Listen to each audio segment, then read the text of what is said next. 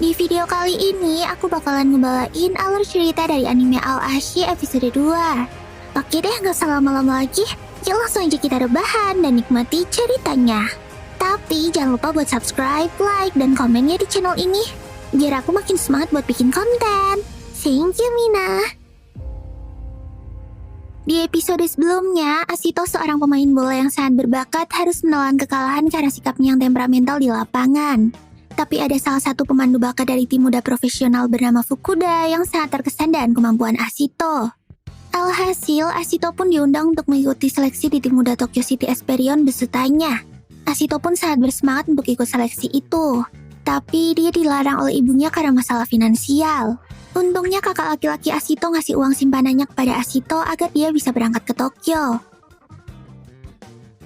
Kemudian di episode 2 kali ini, diperlihatkan Asito yang udah sampai ke kota Tokyo dan menuju markas klub Tokyo Esperion. Asito yang emang bocah deso itu langsung terkesima saat melihat fasilitas berlatih di klub tersebut. Ditambah lagi, dia juga ngelihat banyak anak-anak yang bakalan jadi saingannya di seleksi tim nanti.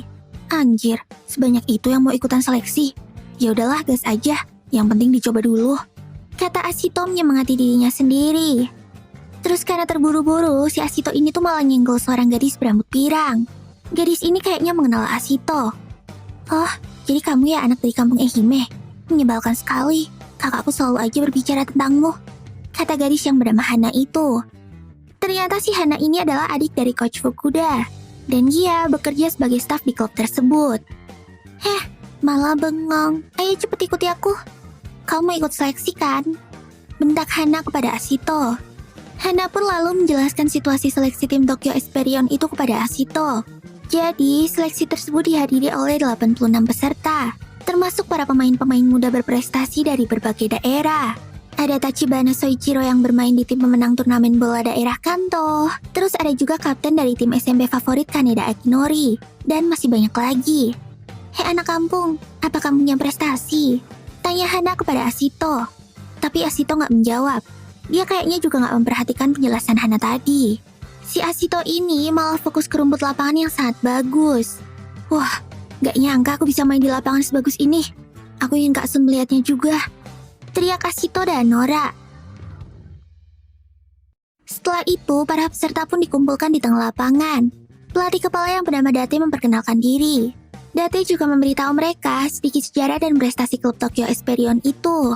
Tokyo Esperion sendiri telah berkancah di Liga J1 selama 9 tahun dan meraih 1 gelar juara Liga dan 1 juara Piala Kaisar. Keberhasilan klub ini tentu aja dipengaruhi oleh regenerasi tim mudanya yang sangat bagus. Karena selain membeli pemain yang udah jadi dan jago, klub Esperion ini juga memfokuskan pada pembinaan pemain mudanya. Anjay, aku nggak ngerti apa-apa soal J-League maupun klub ini. Aku cuma datang karena disuruh. Batin Asito dan jantung yang berdegup kencang. Lalu Asito pun sangat kaget ketika Coach Fukuda memberitahu mereka kalau ada kemungkinan bahwa semua dari mereka akan gagal dan tidak terpilih dari seleksi tersebut. Asito pun langsung protes kepada Fukuda. Hoi Pak Tua, kayaknya kamu gak pernah bilang kayak gitu waktu ngajak aku kemarin. Masa dari orang sebanyak ini gak ada satupun yang lolos? Bukankah itu terdengar sangat aneh? Tanya Asito. Fukuda yang mendengar omelan Asito itu pun langsung mendatanginya dengan wajah mengerikan. Dia pun langsung berdiri di depan Asito. Ah iya benar juga, aku kemarin lupa bilang. Habisnya buru-buru banget sih. Hehehe, jawab Fukuda sekenanya. Asito pun langsung merasa tertipu. Apalagi dia juga ngeliat Coach Fukuda yang kayak orang gak niat ngelatih gitu. Masa di lapangan bola dia cuma pakai sendal doang? Fuck, tim macam apa yang dilatih sama orang seaneh ini? Pikir Asito gak yakin. Fukuda pun lalu menjelaskan cara klubnya merekrut pemain-pemain muda. Ada yang promosi dari sekolah sepak bola maupun yang dipantau langsung oleh pemandu bakat. Intinya orang-orang yang ada di sini adalah anak-anak yang belum kami inginkan dan belum terbukti kualitasnya. Tapi jangan khawatir, kalau kalian berhasil bersinar di seleksi ini, kalian pasti akan melihatnya. Berjuanglah. Kata-kata Fukuda itu langsung disambut dengan teriakan semangat dari para peserta seleksi. Kemudian seleksi pun dimulai. Para pemain memulainya dan melakukan tes fisik. Asito kelihatannya cukup gugup menghadapi tes seleksi itu. Hei, tahanmu bergetar tuh. Aku juga sih, malah perutku juga ikut sakit. Aku gugup banget, kata seorang anak menyapa Asito. Asito pun kelihatannya senang ada anak lain yang mengajaknya bicara. Mereka lalu langsung berkenalan. Ternyata anak itu bernama Otomo Eisaku.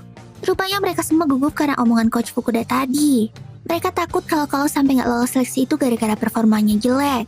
Ditambah lagi, pasti para saingan juga berusaha semaksimal mungkin untuk bisa lolos. Hahaha, kalau aku sih malah senang. Aku jadi bisa bermain sepak bola dan mereka yang berada dalam keadaan optimal, kata Asito dan semangat. Eisaku pun terlihat kaget dan semangat juang yang dimiliki oleh Asito itu. Kemudian seleksi latih tanding pun dimulai. Para pemain akan melakukan pertandingan 7 lawan 7 dalam waktu 20 menit. Dan tes kali ini adalah yang paling penting, karena kemampuan pemain akan terlihat dan dinilai dari sini. Asito pun satu tim dengan Kaneda dan Eisaku. Sedangkan lawannya diisi oleh para pemain muda yang terkenal. Anjir, siapa sih yang menentukan pembagian pemain? Ini benar-benar gak adil, kata Eisaku dengan ketakutan. Tapi lagi-lagi, Asito malah kesenangan karena harus menghadapi musuh yang kuat. Dan benar aja, pertandingan pun berat sebelah. Tim lawan yang dipimpin oleh Tachibana Soichiro langsung menggebrak dan unggul dengan mudah. Asito dan rekan-rekannya pun langsung saling menyalahkan. Eisaku menyalahkan Asito yang selalu aja main sendiri dan sering kehilangan bola. Itu karena kalian gak mengoper kepada aku. Aku ingin mencetak gol, makanya aku mendribble sendirian, kata Asito membela diri.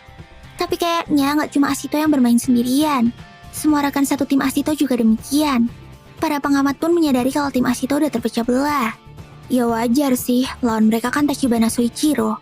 Gosipnya seleksi ini dibuat cuma buat melihat kemampuannya aja, kata pengamat itu. Terus di lapangan, Kaneda tampaknya berhasil merebut bola dari Soichiro. Dan Asito yang berada di posisi bagus dan kosong mencoba untuk meminta operan. Tapi Kaneda malah membiarkannya dan bola pun berhasil direbut lawan. Lalu Eisaku pun mencoba untuk menyemangati mereka lagi. Gak apa-apa, usaha yang bagus Kaneda, teriak Eisaku. Keputusan pembagian tim yang dilakukan oleh Fukuda pun dipertanyakan oleh adiknya. Hana ngerasa kalau kekuatan kedua tim itu emang timpang banget. Tapi Fukuda menjelaskan kalau di seleksi seperti ini di mana para pemain tidak mengenal satu sama lain yang dinilai bukanlah fisik maupun teknik, melainkan kecerdasan para pemain, yaitu kemampuan untuk berpikir dan menciptakan solusi untuk timnya. Terus, para pelatih yang menilai mereka pun melihat kalau si Asito ini kayaknya udah habis. Anak yang dibawa Coach Fukuda itu ternyata gak bisa apa-apa. Bahkan dia cuma berdiri aja di lapangan, ucap mereka. Ternyata dari tadi Asito sedang memikirkan dirinya yang selalu aja melakukan kebiasaan buruk. Kayaknya dia terlalu nyaman dan teman-teman timnya di kampung yang selalu melayaninya dan membiarkannya bermain dengan operan-operan mereka. Tapi Asito langsung teringat dan tujuannya datang ke Tokyo ini. Dari pertandingan ini, aku bisa tahu kalau anggota timku punya kemampuan yang hebat. Hehe, aku benar-benar ingin bermain bersama mereka. Setelah itu, Asito pun langsung ke mode serius dan mengeluarkan kekuatan mata gagaknya. Dia mengingat dan menganalisa semua posisi serta gerakan semua pemain yang ada di lapangan itu. Setelah selesai men-scan, Asito pun langsung berlari membawa bola ke arah gawangnya sendiri dan menahannya di sana. Woi, apa-apaan itu? Padahal dia penyerang, tapi sampai mundur ke posisi back. Apa dia masih pengen show off di akhir-akhir pertandingan? Kata para pelatih dengan heran. Gak cuma para pelatih, rekan-rekan satu timnya juga heran dan apa yang dilakukan sama Asito. Mereka pun meminta Asito untuk mengoper bola, tapi Asito gak menggubris. Waktu tersisa 5 menit lagi. Berusaha agar kalian tak menyesal, kata salah satu pelatih mengumumkan. Setelah itu, para penilai yang melihat kelakuan Asito pun langsung mencoretnya. Cih, dia udah gak ada harapan lagi. Padahal udah jauh-jauh datang dari Ehime, ucapnya. Tapi tidak dengan Coach Fukuda. Sepertinya ia menyadari kalau Asito akan melakukan sesuatu. Dan Fukuda pun mulai terlihat sangat tertarik. Ternyata Asito melakukan hal itu bukan tanpa alasan. Dia ingin menarik para pemain belakang dari tim lawan untuk memasuki area pertahanannya. Dan benar aja, setelah bek lawan maju untuk merebut bola darinya, Asito pun langsung mendribble bola guna mencari tempat kosong untuk mengoper.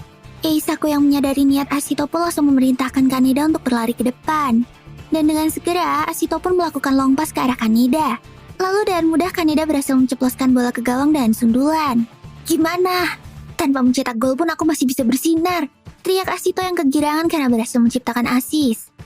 Kaneda pun langsung memuji permainan Asito dan menunjukkan jempol ke arahnya.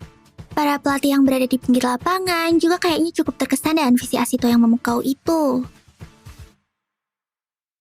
Setelah pertandingan itu selesai, mereka pun disuruh menunggu pengumuman tentang siapa-siapa aja yang lulus. Tachibana Soichiro, Kaneda Akinori, Hasegawa Yudai, dan Lee Jung-suk. Keempat pemain ini tampaknya bisa kita pastikan lolos, kata para pelatih yang lagi rapat. Tapi pelatih berkacamata yang bernama Tsukishima merekomendasikan Eisaku.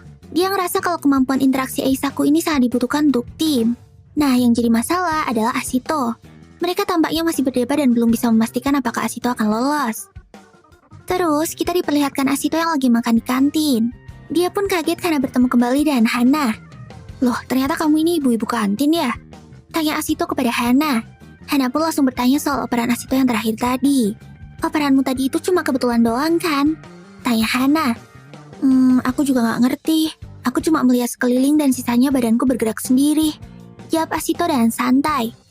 Hana pun langsung kagum pada Ashito karena gaya permainannya itu mengingatkannya kepada Fukuda kakaknya saat masih aktif bermain.